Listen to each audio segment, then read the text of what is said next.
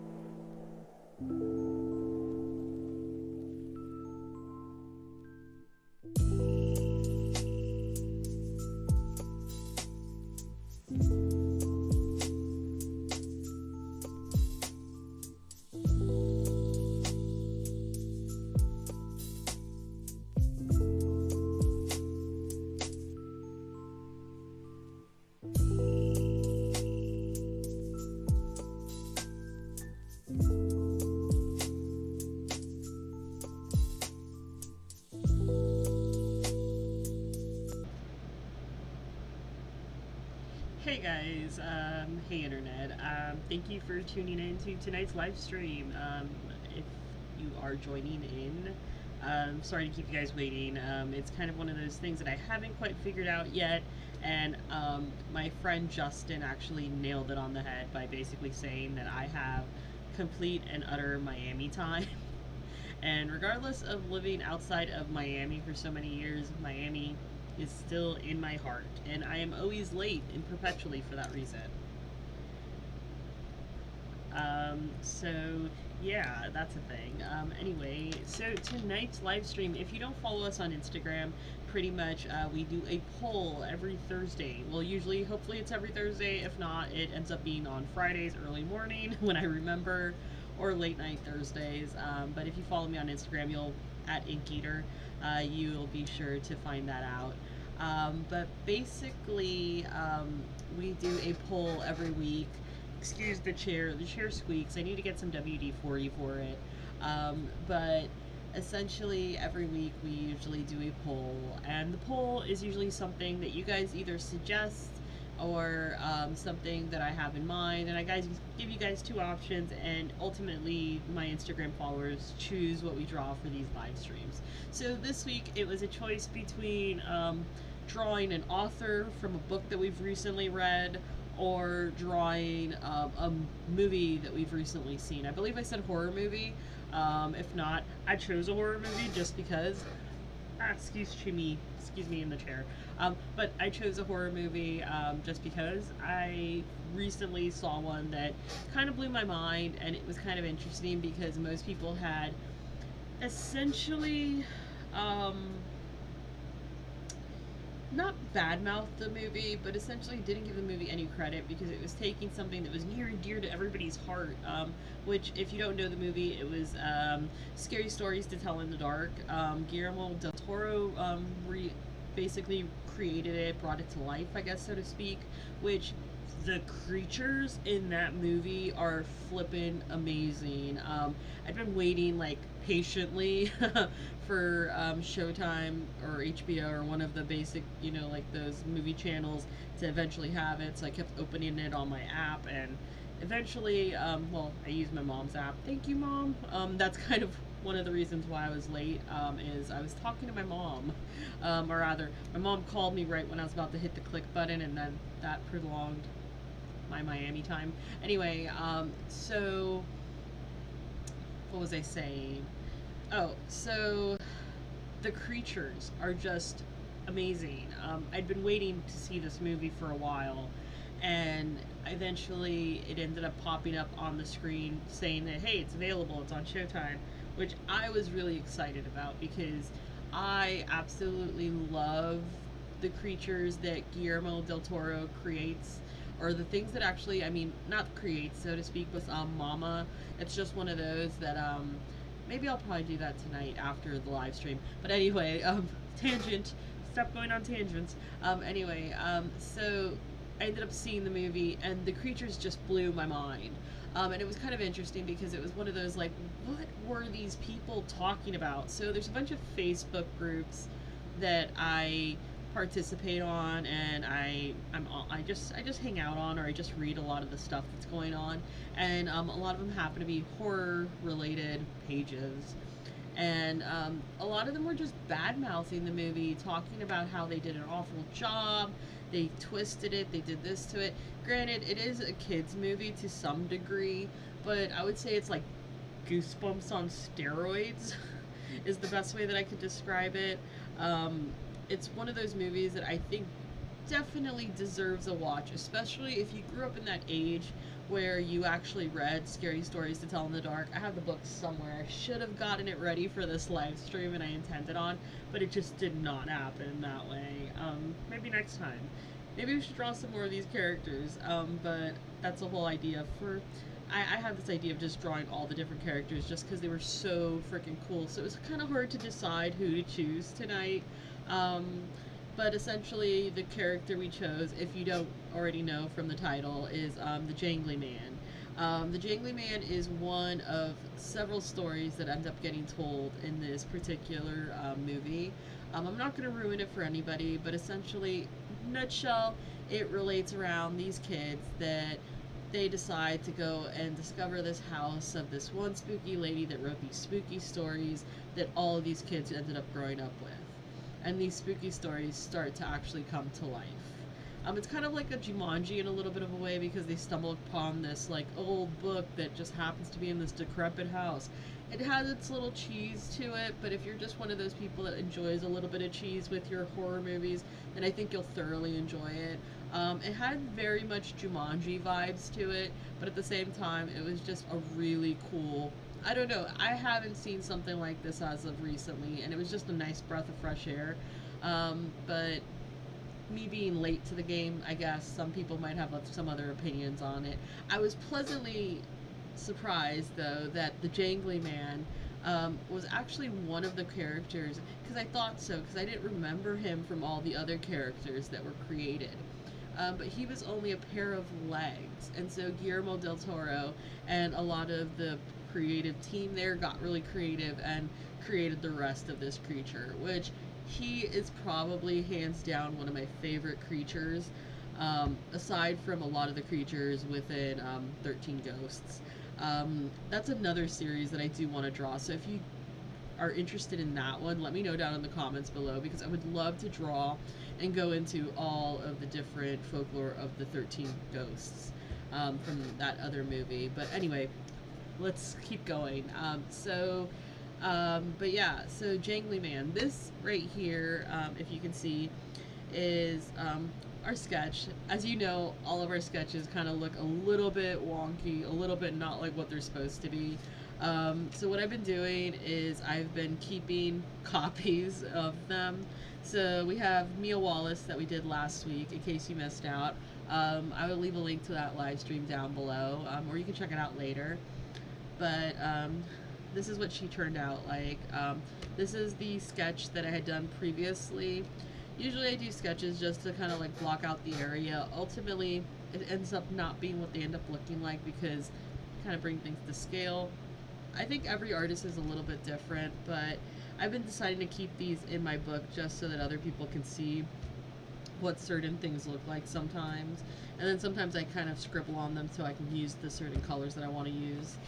You can see Stephen King. And then, oh man, I wish I had this one in the book. That one actually looked like Steve Buscemi before it looked like Quentin Tarantino, which was really bad. But anyway, that's when I started to decide. That's when I decided to start keeping the sketches in there, just because I thought it'd be like for fun, shits and giggles, to share with people. Like, no, this is how I sketch things, but this is really how I draw things. I don't know. There's like a little bit of a disconnect with me in terms of that.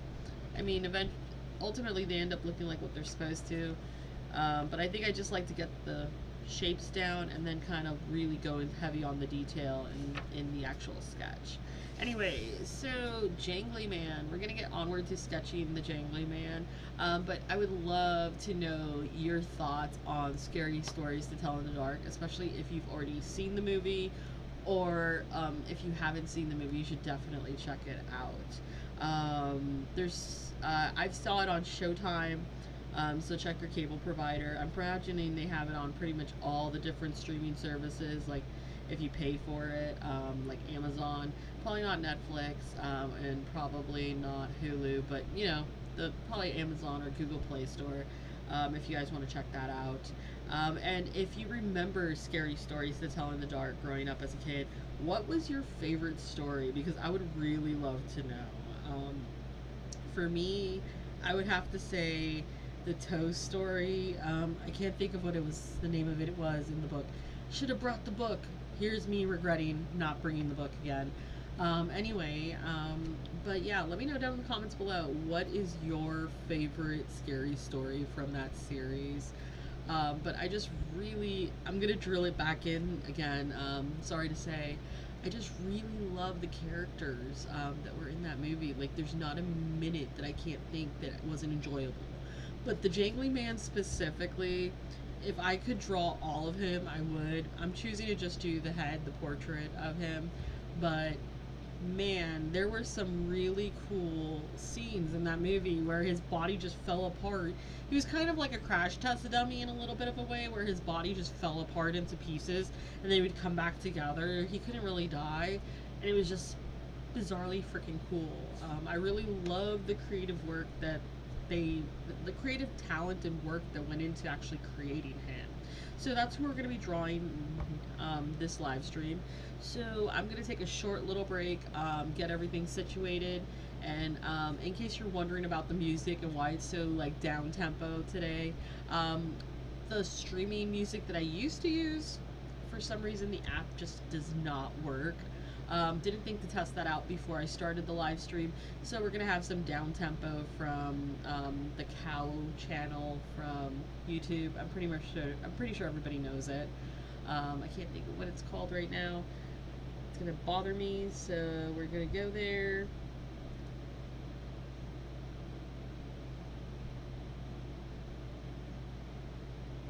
You're just gonna have to trust me, right? Chilled Cow, that's what it is. So that's where the music's coming from, in case you're curious. I will try to fix the music for next week so it's a little bit more upbeat tempo, but maybe this music is a little bit more conducive, I think, to actually drawing. So that's what I'm going to go with.